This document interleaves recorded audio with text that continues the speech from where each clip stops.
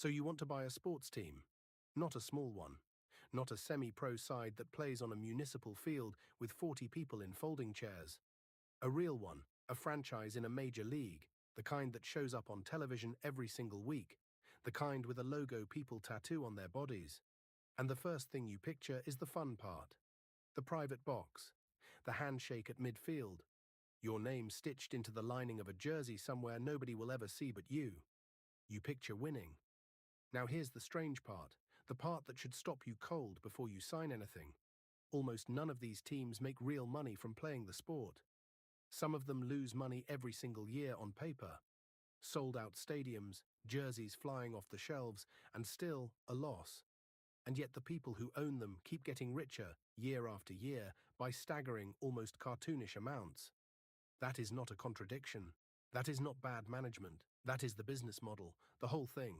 And once you understand why, I promise you will never watch a game the same way again. Let me show you what I mean with a number. In 1989, an oil man from Arkansas named Jerry Jones bought a struggling American football franchise for around $140 million. At the time, that team was bleeding roughly $1 million a month. It had gone 1-15.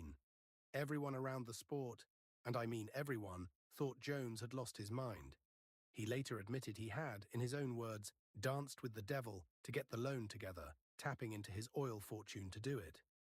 People close to the deal thought he'd wildly overpaid for a dying asset. That franchise is the Dallas Cowboys. Today, according to Forbes' 2025 valuation, it is worth around $13 billion. $13 billion. Now you'd assume a return like that comes from winning. It's America's team, right? Rings, trophies, dynasties. Here's the detail that breaks the whole story open. The Cowboys have not reached their conference championship game in roughly 3 decades. Not one. An entire generation of fans has been born, grown up, and started families without ever once seeing this team play for a spot in the Super Bowl. And in that same 3 decades of on-field mediocrity, the value of the franchise multiplied by something like 90 times. So sit with the obvious question, because it's the question this entire investigation is built on. If the winning didn't do it, what did? That's the thread we're going to pull. And I'm telling you now, it leads somewhere most fans never look. Because the story you were sold, the story of passion, of loyalty, of the local hero who bought the team he loved and willed it to greatness, that story is not exactly a lie. It's just the decoy. It's the shiny thing they let you watch while the real machine runs quietly in the background. Follow the money, and the jersey turns out to be a costume draped over something else entirely. Let's start with what you actually think you're buying, because even that's wrong. You assume the price tag is the hard part. It isn't. It isn't even the interesting part. The genuinely strange thing about this business is that you usually can't just buy your way into a league at all. Think about how odd that is. If you have the money, you can open a restaurant on any corner in your city. You can open a second one across the street from the first. You can start a software company, a bank, an airline. Capital plus effort gets you a seat. But you cannot build a stadium, sign some players, print a schedule, and declare yourself a member of a top-tier league. It doesn't work like that. The league has to let you in. And the leagues that matter only let new members in when they, at their sole discretion, decide to expand, which they do rarely and grudgingly and never for free. How much does the privilege cost? For the major American basketball league, an expansion team joining in a new city is widely expected to pay somewhere between $7 and $10 billion, just for the right to exist. And here's the part that should make your jaw drop. That money does not build a single seat in an arena. It doesn't buy one player, one hot dog stand, one parking space. It gets divided up among the owners who are already there, a payment to the club members as compensation for the inconvenience of adding one more mouth to the table and shrinking everyone's slice of the pie. Read that again slowly. You could pay $10 billion and still not own a single player, a single building, or a single ticket. You would own a license, a permission slip, the right to play. That's it. This is the first thing you need to understand about this business, and honestly, it explains almost everything that follows. There is no free competition here. None.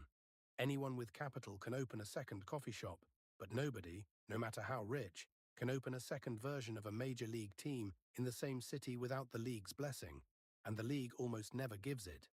Economists have a dull little word for this: scarcity. But this isn't the natural scarcity of, say, oil in the ground or beachfront land. This is scarcity created on purpose and defended by rule.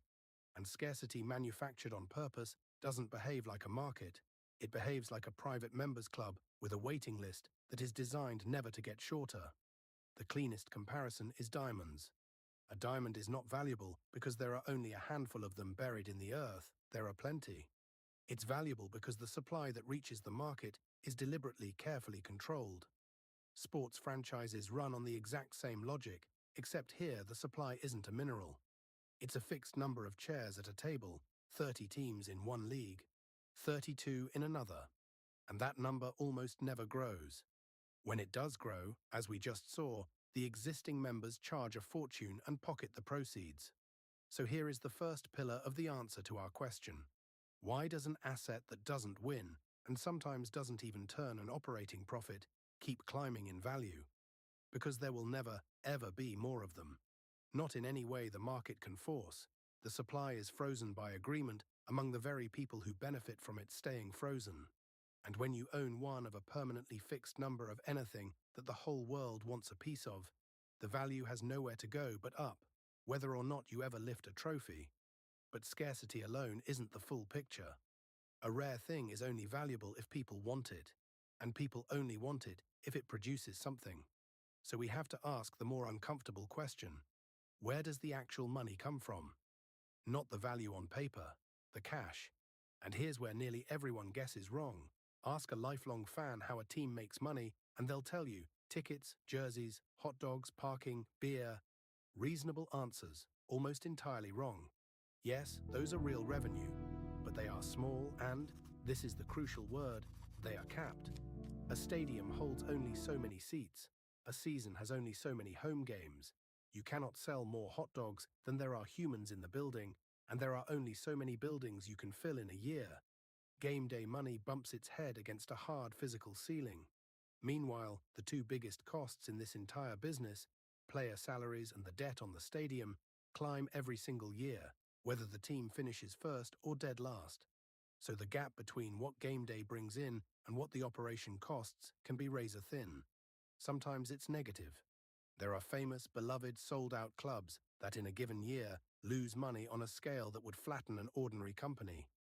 And records indicate several of the most watched teams on Earth have posted operating losses running into the tens or even hundreds of millions in a single season, all while packing the house every night. And their valuations kept climbing anyway. That is the paradox in its purest form. An operation that is sometimes bleeding cash, attached to an asset that is simultaneously worth more every year. If the sport itself doesn't reliably generate the profit, then the billions of dollars of value have to be coming from somewhere the fan never sees. Somewhere off the field. Somewhere off the balance sheet you'd expect. There is a somewhere. In fact, there are three of them, working together, quietly, decade after decade, and not one of them is the game you paid to watch. One is a media empire that sells the last truly unskippable thing on television. One is a real estate operation using the stadium as bait. And one is something closer to a passport into rooms of power that no amount of ordinary money can buy its way into. The people who own these teams understand this perfectly. The fans mostly do not. That asymmetry, that gap between what you think you're watching and what's actually being traded, is the entire engine of this industry. Fans spend their lives watching the scoreboard. The owners spend theirs watching something else entirely. The next television deal, the next stadium negotiation, the next parcel of land next door.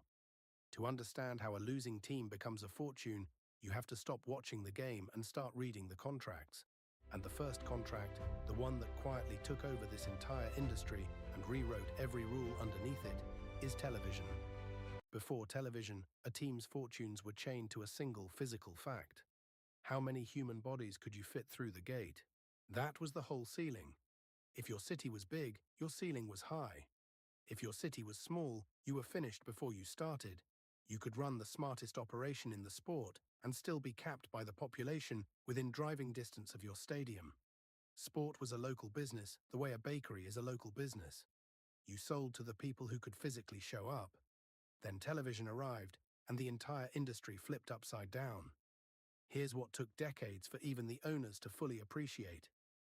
A live game turned out to be one of the last things on earth that people reliably watch as it happens. Think about your own habits. Almost everything you consume now, shows, films, even the news, you watch on your own schedule. You pause it, you skip the boring parts, you start the series 3 weeks after everyone else and binge it in a weekend. The entire modern media economy has been reorganized around the viewer's convenience. You are in control of when. Live sport is the great exception. You watch it live, or the moment is gone. Nobody records a game to watch cold 2 days later once they already know the score. The whole value is in not knowing, in the shared, simultaneous, unrepeatable now of it. And that turns out to be extraordinarily rare and extraordinarily valuable, because advertisers are desperate for exactly that. An audience that is watching in real time, that can't fast forward past the commercial, that all shows up at the same moment on the same night.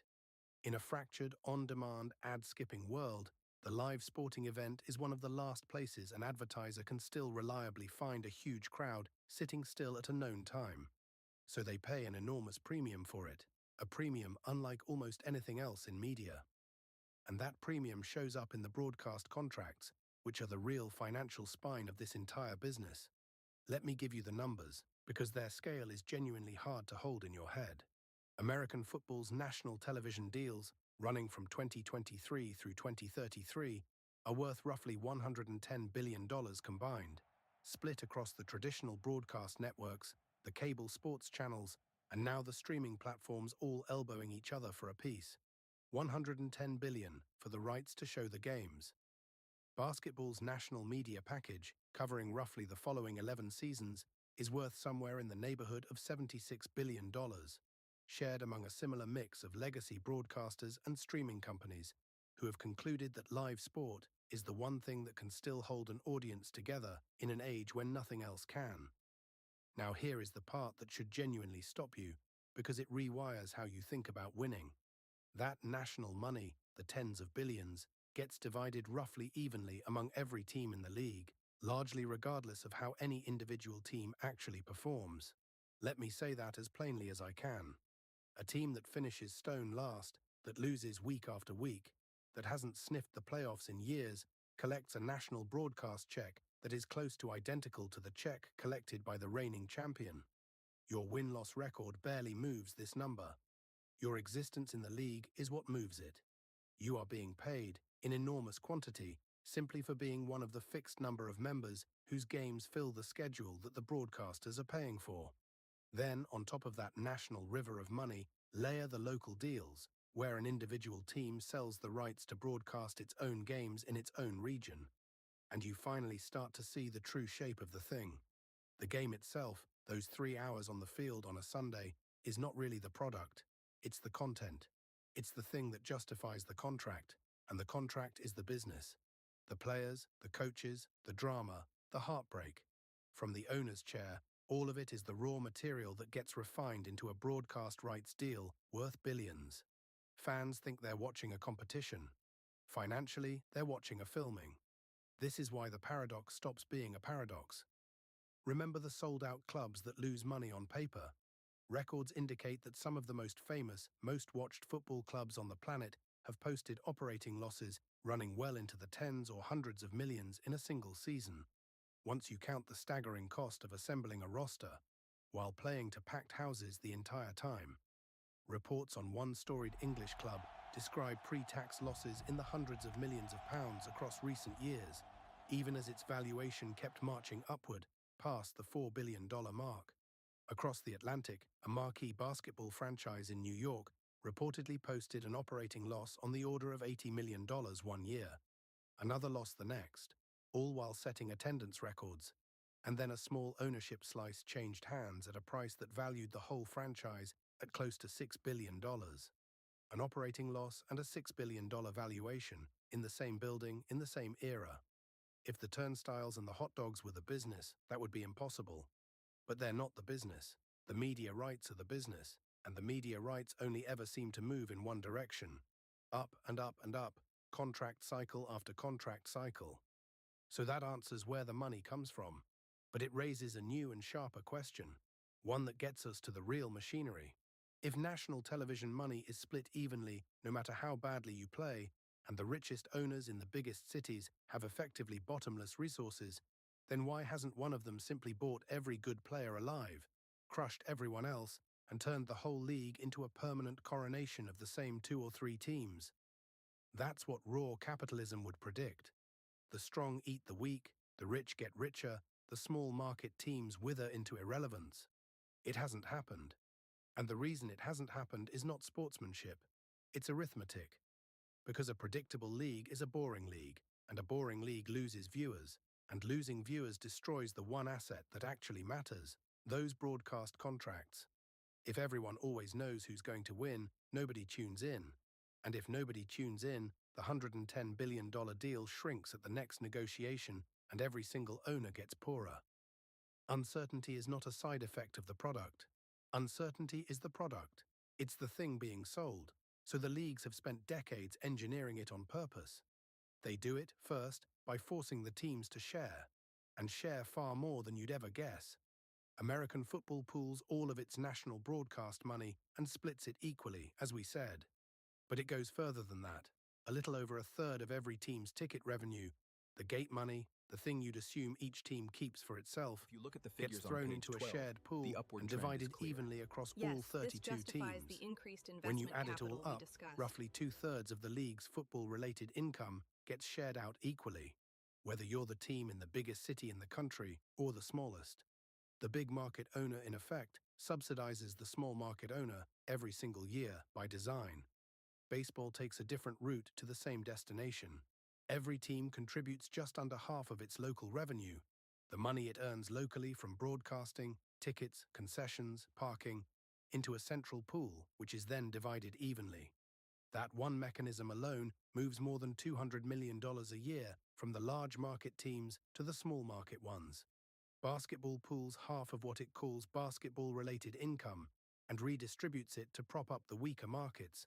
Though it adds a clever wrinkle, to collect a full share, the smaller teams have to clear a minimum revenue threshold first, so no owner can simply pocket a subsidy check while fielding a cheap, lazy operation and pocketing the difference.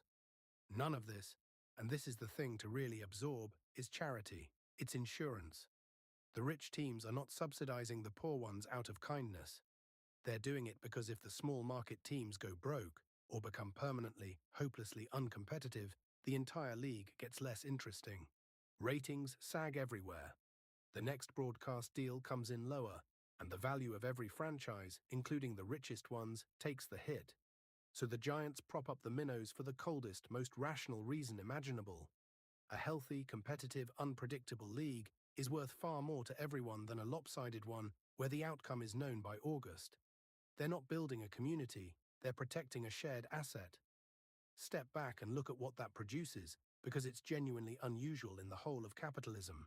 Between the pooled media money and the revenue sharing, these leagues have constructed something that behaves less like a jungle, where the strongest simply devour the weakest until only a few remain, and more like a cartel, where every member has quietly agreed to protect the value of the whole club, even at the cost of their own short-term advantage. The big owner gives up money he could have kept. The small owner gives up any excuse for failure. And in exchange, everybody's franchise sits on a floor that almost never gives way. That mutual protection is a massive part of why franchise values, across the major leagues, almost never collapse. Even when an individual team loses on the field for 5, 10, 15 years running. The team can be terrible, the asset stays golden. Those are two completely different things, and the entire fortune lives in the gap between them. And notice what this does to you, the prospective owner. It means the wildest downside risk of your investment, the risk that a few billionaire rivals simply outspend you into permanent irrelevance, has been deliberately fenced off. The league won't let it happen, because it can't afford to let it happen. You are buying into a system engineered, from the ground up, to keep you afloat. Your competitors are not really allowed to kill you. In what other business on earth is that true? But sharing revenue is only half of the machine. Splitting the money coming in keeps the small teams alive, yet it does nothing on its own to stop a determined billionaire from simply spending his own fortune on every star player until his roster is unbeatable. To manufacture true uncertainty, the leagues had to seize control of the other side of the ledger too. They had to reach directly into each owner's checkbook and put a hard limit on the single largest expense in the entire business: what you're allowed to pay the players. Player salaries are the single biggest expense in this business. Not marketing, not travel, not the front office, the players. And if that cost were left uncontrolled, the logic would be brutally simple. The richest owner buys every star in existence, assembles a super team, and wins forever. The uncertainty that the whole broadcast economy depends on would evaporate overnight. So the leagues did something that, in almost any other industry, would draw the attention of regulators. They got together and agreed collectively to cap how much any single member is allowed to spend on labor. American football's version of this limit is the strictest of the lot. Heading into the 2026 season, the league-wide salary cap sits at just over $300 million per team, up more than $20 million from the year before, and roughly $100 million higher than it was only 4 years earlier.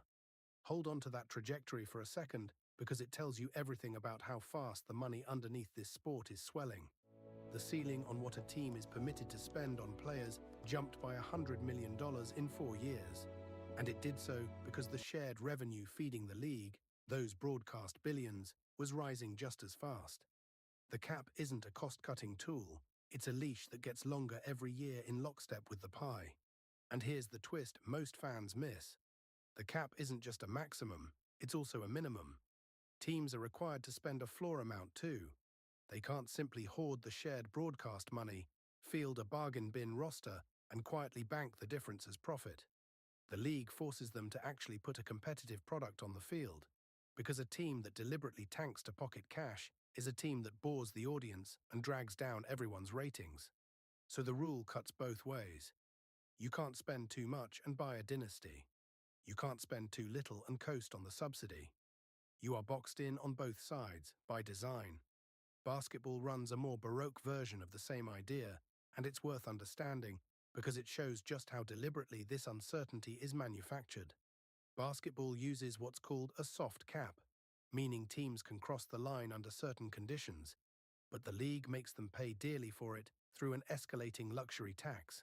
Spend past the threshold, and you owe a penalty that grows steeper the further over you go. And in recent years, the league layered on something sharper still, a set of restrictions nicknamed the aprons. Cross a certain spending threshold, and you don't just pay more money. You start losing tools that other teams still have. Your ability to make certain trades gets restricted. Your options in free agency shrink. Cross a second, higher threshold, and it gets more punishing yet. Future draft picks can be frozen, pushed to the back of the line, taken off the board as chips you're allowed to use. The message to the biggest spenders is unmistakable. You can try to buy your way to a super team, but we will systematically strip away your ability to build one. Why does any of this matter to you, the prospective owner? Because it means your largest expense is not actually unlimited. And, crucially, neither is your rival's. The cap that constrains you also protects you. You will never face an opponent who has simply outspent the entire field into submission, because the rules won't allow it. And that, again, is the point. Fans do not pay to watch a guaranteed outcome. Nobody tunes in every week to watch the same team win by the same margin. Uncertainty is the product. The salary cap is the factory that manufactures it. Between the revenue sharing and the salary caps, the leagues have built something genuinely strange. A structure that behaves less like open competition and more like a mutual protection society, where every member has agreed to constrain themselves so that the whole club stays valuable. That's a huge part of why franchise values almost never crater, even when a specific team loses on the field for years on end. Now, we've covered the money coming in and the money going out. But there's a third line item, the most controversial one in the entire business, the one where the quiet arrangement between owners and the public gets genuinely uncomfortable. The building itself. A modern Major League stadium can cost well over $1 billion to build. And here is the fact that, once you see it, you cannot unsee. Much of that money frequently does not come from the billionaire who owns the team. It comes from the public, from taxpayers, from you, whether or not you have ever bought a ticket. Let me put real numbers on it. One recent NFL stadium project came in at around $2.1 billion, with roughly $1.26 billion of that, about 60% of the total, funded by taxpayers. Another came in around $1.4 billion, with about $850 million in public money behind it. A third came in near $2 billion, with roughly $750 million in public funding. These are private businesses owned by some of the wealthiest people on the planet, and a substantial share of their most expensive asset was paid for by the residents of the city, many of whom will never sit inside it. How? How does a private enterprise convince a city government to hand over hundreds of millions, sometimes north of $1 billion? One word: leverage. And it flows directly from the scarcity we established at the start. Because there are only so many teams in existence, and because every city without one desperately wants one, the owner holds a threat that is entirely credible. Build me a new home, or I move the team somewhere that will. Thanks so much. And cities, terrified of losing the jobs, the civic pride, the identity, and above all the television exposure that comes with hosting a major franchise, very frequently give in. The team can quite literally pack up and leave, and everyone knows it, because everyone has watched it happen. Franchises have relocated, and when they do, the value tends to leap. A team worth $1.5 billion in a smaller market can be worth 5 or 6 times that after moving to a bigger one and extracting a new stadium deal on the way in. The owners who moved didn't outwork anyone. They pointed at the exit and let the fear of the empty seat do the negotiating. Now here's where the honest part of this investigation matters. The economists who actually study this, the independent ones, the ones not on a league's payroll, have said for years, with remarkable consensus, that these public subsidies almost never deliver the broad economic boost that gets promised at the ribbon cutting. The logic is straightforward once you hear it. The money a family spends on a ticket and a beer at the stadium is, overwhelmingly, money that family would have spent somewhere else in the same city anyway. At a local restaurant, a movie theater, a bowling alley, a concert. The stadium doesn't create that spending out of thin air.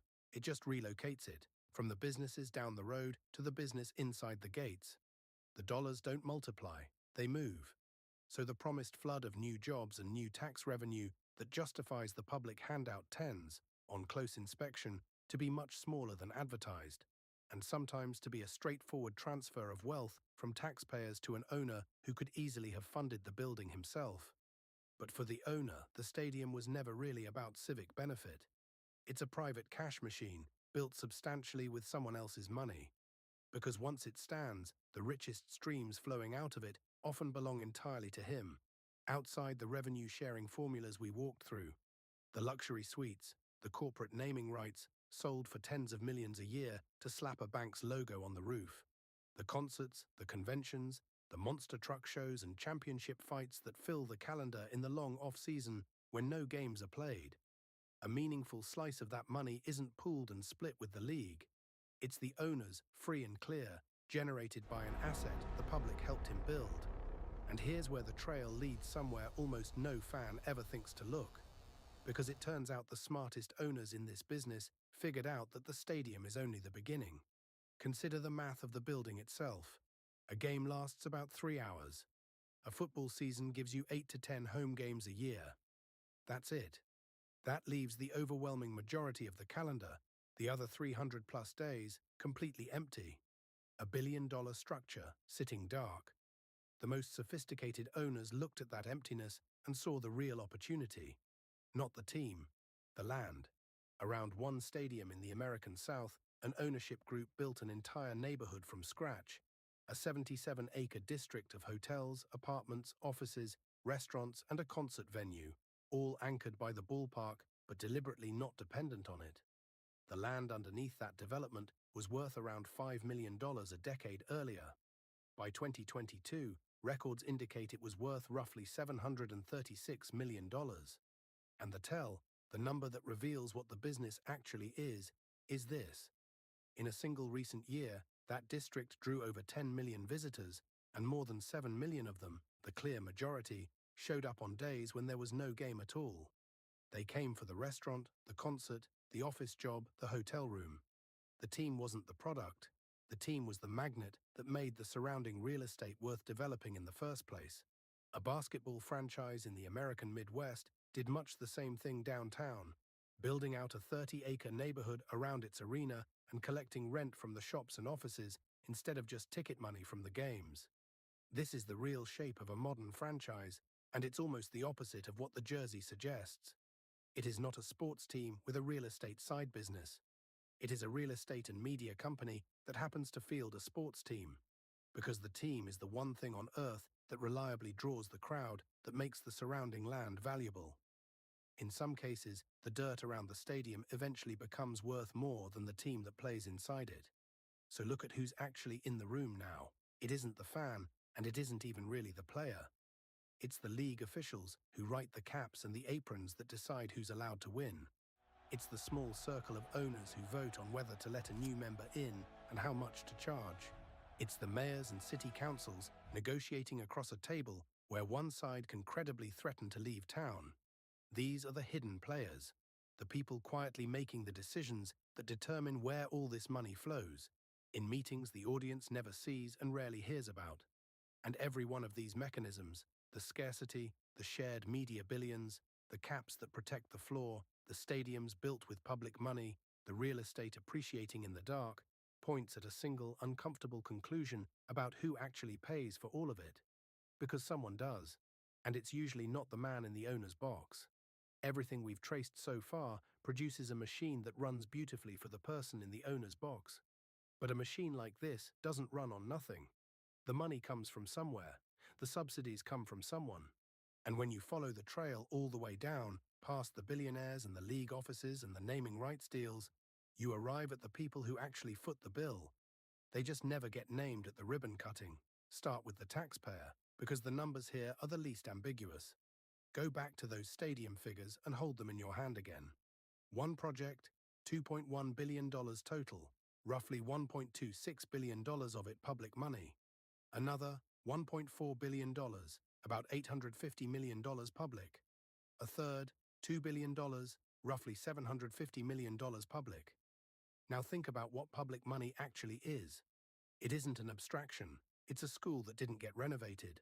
It's a bus route that didn't get funded. A bridge that stayed on the repair list another decade. A property tax bill that went up a little for everyone in the county. When a city commits hundreds of millions to a stadium, that money had other places it could have gone. Places that, according to the independent economists who study this, would very likely have delivered more jobs and more lasting benefit than a building that sits dark 300 days a year. And here is the quiet injustice of it, the thing worth getting angry about for a moment.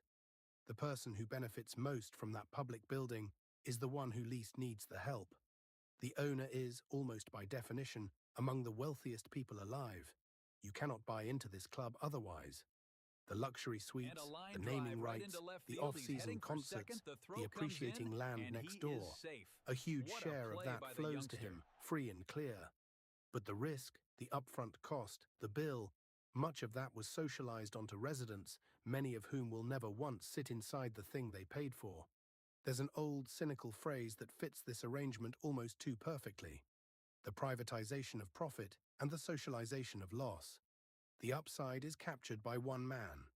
The cost is spread across 1 million people who had no seat at the negotiating table. And it happens not because those residents chose it in any real sense, but because their elected officials were staring down a credible threat to move the team, and blinked. Then there's the fan, who pays in a subtler, more relentless way.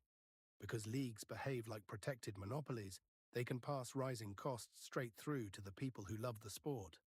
There is no competitor across the street offering the same team for less. If you want to watch your team, there is exactly one place to buy that experience, and it sets the price. So ticket prices climb, concession prices climb, the beer, the parking, the $12 hot dog that everyone jokes about but keeps buying anyway.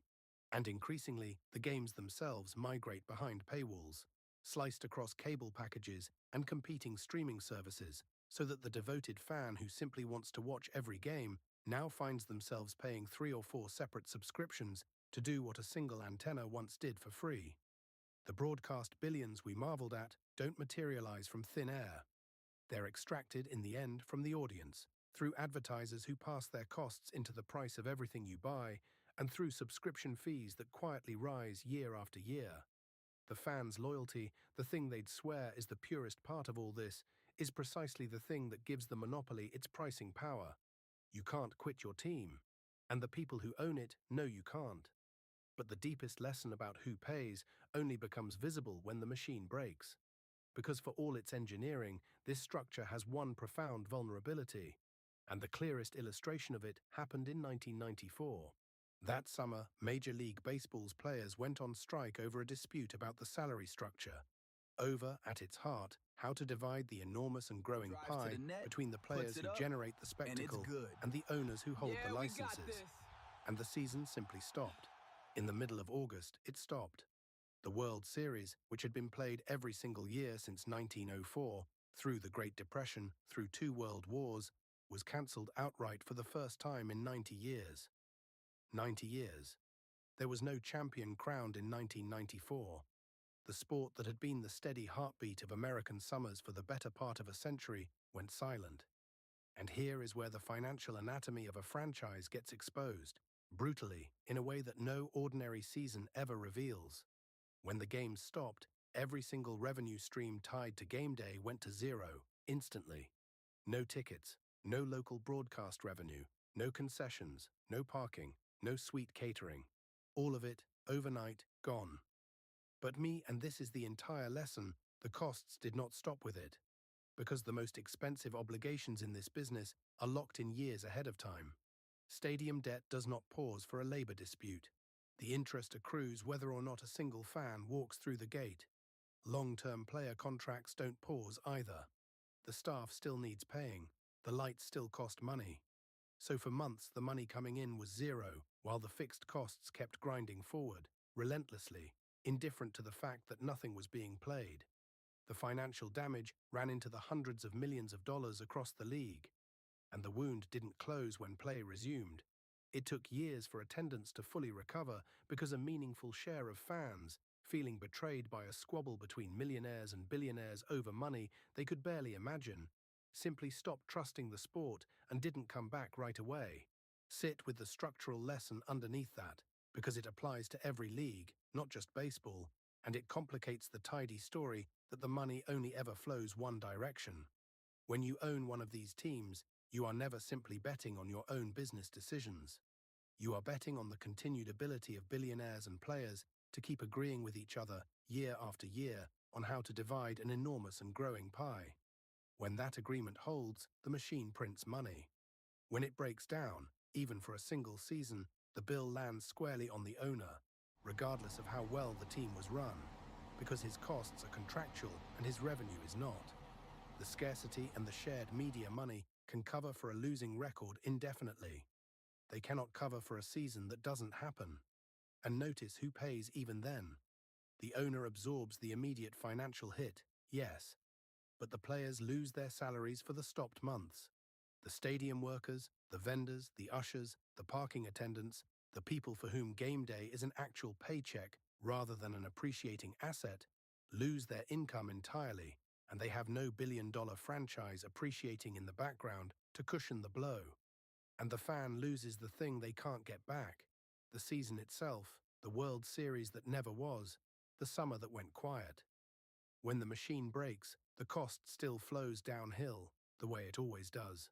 The owner has the deepest reserves and the most protected asset, and so he is, in the end, the best insulated of everyone from the disaster. That's the uncomfortable pattern this whole investigation keeps circling back to. In the good years, the structure showers value on the person at the top while spreading the cost, the subsidies, the ticket prices, the paywalls, thinly across everyone below. In the bad years, the pain concentrates hardest on the people at the bottom, who have no scarce, protected, appreciating asset to fall back on. The machine is engineered, at almost every level, to make sure that the owner's downside is fenced off and everyone else's isn't. Which leads to the question that the official story of this industry works very hard to keep you from asking. If the value doesn't really come from winning and doesn't really come from the games themselves, and the costs are so often pushed onto the public and the fan, then why does everyone keep telling the other story? The story of the passionate local hero who bought the team he loved and built something great through vision and grit. Why is that the version on the plaque, in the documentary, in the reverent halftime tribute, when the numbers point somewhere so much colder? Because that story does a job. It's not there by accident. It's there because it makes all of the above feel not just acceptable, but admirable, a triumph rather than a transfer. Every industry needs a hero story, and this one has a very good one. It goes like this.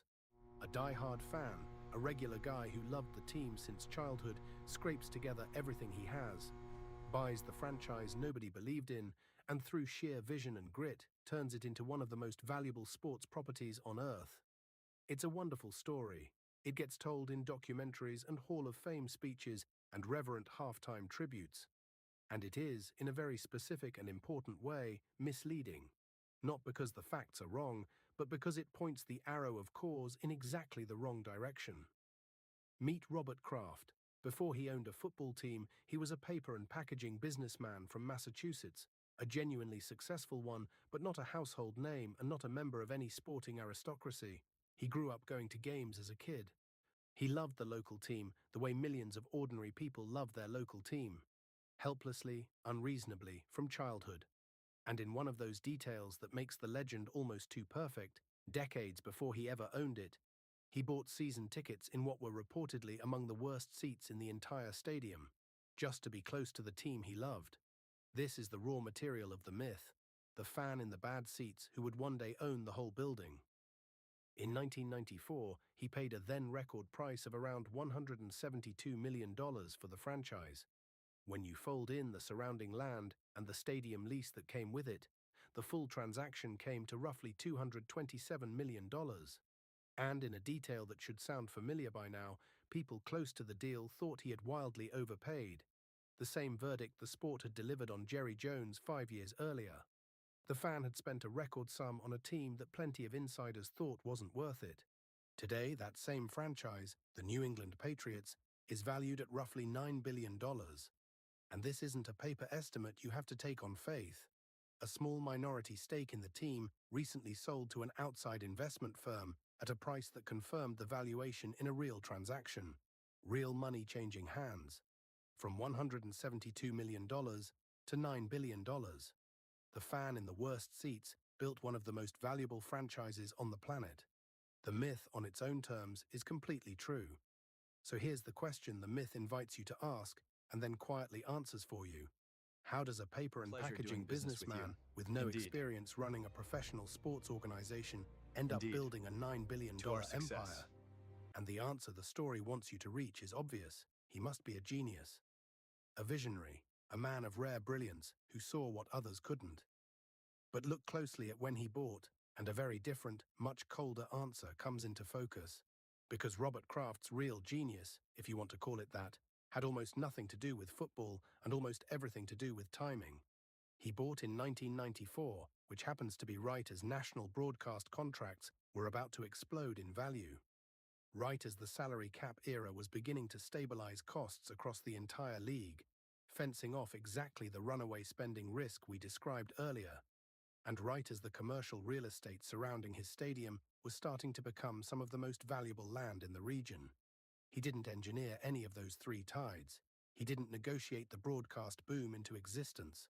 That was the whole league's shared media machine rising. He didn't invent the salary cap. The league imposed it on everyone. He didn't create the value of the land. The region's growth did that. He simply happened to be standing in exactly the right spot when three separate tides all came in at once. And then those tides kept rising, more or less uninterrupted, for over 30 years. Now, this is not to sneer at the man. Yes, he ran the team well. Yes, he made good hires and smart operational calls, and the franchise won championships on the field during his ownership, which certainly didn't hurt the brand. Being a competent steward of a great asset is a real thing, and it has real value. But, and this is the whole point, it is not the thing that turned $172 million into $9 billion. The structure did that. The scarcity did that. The shared broadcast billions did that. The protected appreciating real estate did that. All the forces we've spent this whole story dissecting did the overwhelming bulk of the heavy lifting, decade after decade, and they would have done a very large share of it, almost regardless of who was sitting in the owner's box. Here's the tell that proves it. Go back to Jerry Jones and the Dallas Cowboys. Same era of buying in, 1989. Same story of a purchase everyone thought was insane, a team hemorrhaging money. And the Cowboys multiplied in value by something like 90 times while not reaching their conference championship game for 3 straight decades. Robert Kraft's team won on the field. Jerry Jones's team, by the standard of deep playoff success, largely didn't. And yet both franchises exploded in value on roughly the same trajectory, over roughly the same period. If on-field brilliance and visionary ownership were the true engine of the value, those two outcomes should look completely different. They don't. Two owners, two very different records of competitive success, nearly identical financial explosions. That's not a coincidence. That's the structure showing through the story. The tide lifting both boats regardless of how well either captain steered. So why is the genius owner myth told so loudly and so relentlessly when the numbers point so clearly to the structure? Who does that story serve? This is the part where you have to ask coldly, who benefits from the flattering version? The owners benefit, obviously. It is far more pleasant and far more useful to be celebrated as a self-made visionary than to be accurately described as someone who bought a permanently scarce license at the right moment and then watched it appreciate. The genius story confers legitimacy. It says, this man earned this through vision and risk and merit, which makes the public subsidies feel like a reward for greatness rather than a transfer from taxpayers to a billionaire. The leagues benefit because a collection of heroic, beloved individual owners is a far better public face than an accurate description of the thing they actually run. A protected cartel of members who collectively fix costs, restrict supply, and split monopoly revenue. Guardians of a beloved tradition is a much better story than members of a supply-restricting club, and it's the Guardian's version that gets told. And the flattering story makes you, the fan and the taxpayer, more compliant. If the owner is a passionate genius who built something magnificent, then of course the city should build him a stadium. Of course the ticket prices are fair. Of course he deserves every dollar. The myth of individual merit is what launders the whole arrangement into something that feels not just tolerable, but noble. It's the confetti that falls over the transfer of wealth, so you cheer instead of counting. This is the deeper danger of the tidy, heroic version of history. And it's exactly the pattern the honest observer should be trained to distrust. Official stories are very often built not to explain what happened, but to legitimize the current order. They take an outcome produced mostly by structure, by scarcity, by rules, by timing, by forces no single person authored, and they credit it to individual brilliance, because a story about a hero is emotionally satisfying, and, more importantly, it justifies letting that hero keep everything the structure delivered to him. The genius owner myth isn't a harmless bit of flattery. It's the mechanism by which a public subsidized, monopoly-protected, taxpayer-assisted fortune gets recast as a triumph of merit that no one should question. And once you can see that pattern in sports, once you can watch the arrow of cause get quietly reversed, structure relabeled as genius, luck of timing dressed up as vision, you start to see it everywhere. Because this is not really a story about sports at all. Sports is just the clearest, cleanest laboratory in which to watch the trick performed. Because the numbers are public and the timing is documented, and the two owners who bought in the same era with such different on-field results give you an almost perfect controlled experiment. The real subject is bigger. It's how we explain wealth and power and success in general. It's the persistent, comforting, and frequently false idea that the people at the top of any structure got there mainly through individual brilliance, rather than through their position within a system that was quietly doing most of the work, and that they were fortunate, or well-connected, or well-timed enough to be standing inside when the tide came in. So let's return, one last time, to the question we started with, because now we can finally answer it in full. If the team itself sometimes loses money, and the stadium was partly paid for by the public, and the operating costs rise every single year, then why does the value of the whole thing keep climbing anyway? Picture it as a loop. You buy the team.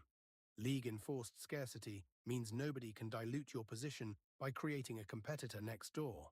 The supply is frozen by agreement. The media contracts get renegotiated every few years, and historically they have only ever moved in one direction, up. The neighborhood around your stadium keeps developing and appreciating like any other piece of prime real estate, often built out with public help.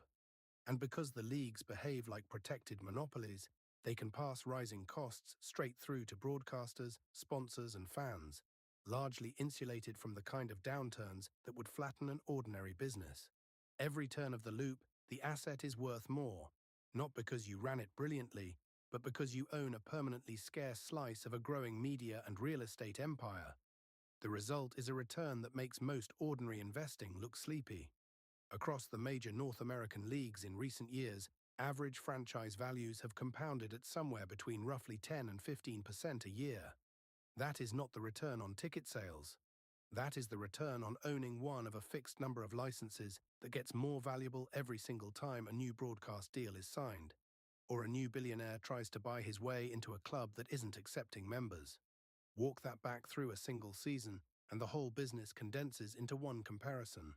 A mid-size franchise might pull in $350 to $450 million in revenue and spend nearly all of it, payroll bumping against a cap north of $300 million, plus coaches, travel, insurance, marketing, stadium debt, leaving a thin operating margin, sometimes tens of millions in profit, sometimes close to break-even, sometimes a loss. And in that very same year, if media rights are climbing and the surrounding land is appreciating, and the league just sold an expansion seat for $8 or $9 billion and reset the value floor for everyone, the franchise's overall worth might jump by several hundred million. Barely broke even on the operation, up hundreds of millions on the asset. That gap is the entire business in a single number. You are not being paid for how well you ran the team last season. You are being paid for owning the scarce thing itself, and the operating statement is almost a footnote beside it. This also explains something that puzzles fans. Why owners almost never sell, even when they could obviously cash out for a fortune. Selling means paying capital gains tax on all that appreciation, and, worse, surrendering an asset that keeps growing faster than almost anything else you could put the money into instead. Why sell the machine that keeps printing money just to go hunting for another machine? So they hold, and the club stays closed. Which raises the last real question. If the financial payoff can take decades to fully show up, and the year-to-year numbers are sometimes ugly, why are billionaires still lining up to pay record prices for a piece of this?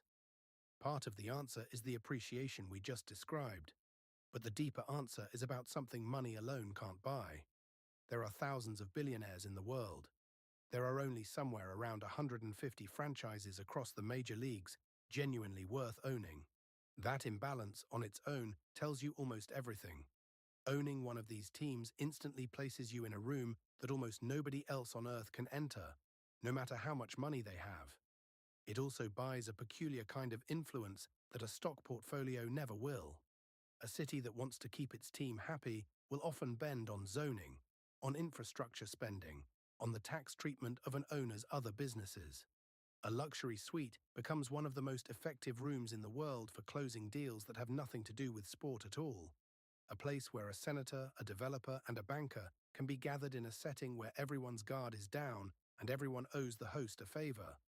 You are not just buying a team, you are buying a permanent invitation to the table where decisions get made. That's why so many owners are perfectly willing to accept a modest financial return, or even the occasional loss, in exchange for everything ownership buys them off the balance sheet. The team is sometimes the least profitable business in the owner's entire portfolio, and still the most valuable thing he owns, because it's the one asset that makes every other business he owns easier. So can an ordinary person ever get in? For almost all of this industry's history, the answer was a flat no, unless you were already extraordinarily wealthy. There is exactly one publicly owned team among the major American leagues, the Green Bay Packers, held by hundreds of thousands of small shareholders rather than a single billionaire. It's a genuine anomaly, a community-owned team in a small city that has no business supporting a major franchise by the logic of everything we've discussed. And the tell is this: the league changed its rules specifically to make sure no other team could ever copy that structure again. The one crack in the wall was sealed behind it. That door is closed on purpose. What has opened recently is a much narrower lane, and it's worth watching closely because it's where the story bleeds directly into the present. The price of entry has grown so enormous that even billionaires sometimes need outside capital to complete a purchase. So the leagues have begun letting large institutional investors, private equity funds, buy small, silent slices of a team. These investors get no vote, no board seat, no say in how anything is run. They simply hold a piece of paper tied to an asset that keeps appreciating. And even then, the leagues cap how much of a single team, and how many teams total, any one fund is allowed to touch. The honest summary is that ownership remains an extraordinarily exclusive club. The gate is opened by a crack, not a door. But notice what that crack actually represents, because this is the thread that runs out of the stadium and into the world you live in. The smart money, the private equity funds that spend their existence hunting for assets that reliably appreciate, that are insulated from downturns, that are protected from competition, has looked at professional sports franchises and concluded, this is one of the best assets on earth, not because of the games, because of the structure. Scarcity, protected revenue, monopoly pricing power, public subsidy, appreciating real estate. To a private equity analyst, a sports team is nearly a perfect object, a thing whose value is guaranteed to rise by design, largely regardless of performance, shielded from the forces that punish ordinary businesses. They're not fans. They ran the numbers, and the numbers said yes. And that should make you look up from the scoreboard, because the pattern they're chasing is not unique to sports. Strip a franchise down to its skeleton, and it turns out to be several things at once. A scarce, protected asset that behaves like a private monopoly. A media company selling a live, unskippable audience at a premium. Frequently a real estate developer using a stadium as the anchor for land that runs 365 days a year. And for the person who owns it, a passport into rooms of power no ordinary fortune can buy into. Now ask yourself how many of those same features, deliberate scarcity, protected pricing, public subsidy of private wealth, appreciation captured by a tiny group at the top while the cost is spread across everyone below, describe far more of the modern economy than just sports. That's the reason this was worth digging into. Not because owning a team is scandalous, it's mostly legal, mostly public record, mostly hiding in plain sight. It's worth it because the sports franchise is the clearest laboratory we have for watching how modern wealth actually works. The numbers are public. The timing is documented. The controlled experiment, two owners, same era, opposite on-field records, near identical fortunes, is right there. In almost no other industry can you watch the trick performed so cleanly. Value produced overwhelmingly by structure, relabeled as the genius of the man at the top, and used to justify letting him keep everything the structure delivered. Which brings us back to the tension between the two versions of this story, the one you're told and the one the numbers tell. The optimistic version says, you buy an established team, the league stays stable, the media deals keep growing on schedule, the land appreciates the way it has for 20 years, and a decade or two later, your asset is worth several times what you paid, even if the yearly operating statement never looked exciting. The harder version says, you overpay in a hot market, a recession trims the ad dollars that fund the broadcast deals, a labor dispute freezes a season and your revenue with it. The neighborhood you were counting on fills up a decade slower than promised, and you're left carrying enormous debt on a declining cash flow, praying the next media cycle bails you out. And here's the thing worth carrying with you. The difference between those two outcomes usually isn't the team's win-loss record at all. It's the health of the broadcast market, the strength of the surrounding real estate, and whether the league keeps its scarcity intact. The game on the field, the thing you've given your Sundays and your loyalty and your money to, is very nearly beside the point. Fans spend their lives watching the scoreboard. The people who own these teams spend theirs watching something else entirely. The next media rights negotiation, the next stadium deal, the next parcel of land next door. And the whole beautiful roaring spectacle, the confetti, the anthems, the tattoos, the grown adults weeping over a last-second field goal, is, from the owner's chair, the content that justifies the contract. You came for the game. They came for everything around it. Once you can see that clearly, you really can't unsee it. You'll watch the next game and feel the double vision, the sport in the foreground and the machine humming quietly behind it, the whole time. That's the whole story. Now here's what I want from you. Comment below. Robert Kraft, the fan in the worst seats who turned $172 million into $9 billion. Do you think he was a genuine business genius who built that fortune, or was he just a man standing in exactly the right spot when the tide came in? Type genius or timing. I read every one, and I'll pin the argument that changes my mind. Send this to one person who still thinks their team is run by someone who loves the game more than the ledger. Send it to the diehard who's convinced the owner is a hometown hero. It might change how they watch every single game from here on, and how they feel the next time their city gets asked to pay for a stadium. And next week, I'm going to show you the independent economic studies that leagues really don't want circulating. The specific reports, commissioned and then quietly buried, where economists who studied publicly funded stadiums concluded in writing that the promised jobs and growth almost never arrived. Findings that were sitting on the record the entire time cities kept signing the checks anyway. They knew, and they built them regardless. I'll show you exactly what the paperwork says. Subscribe so you're in the room when I do.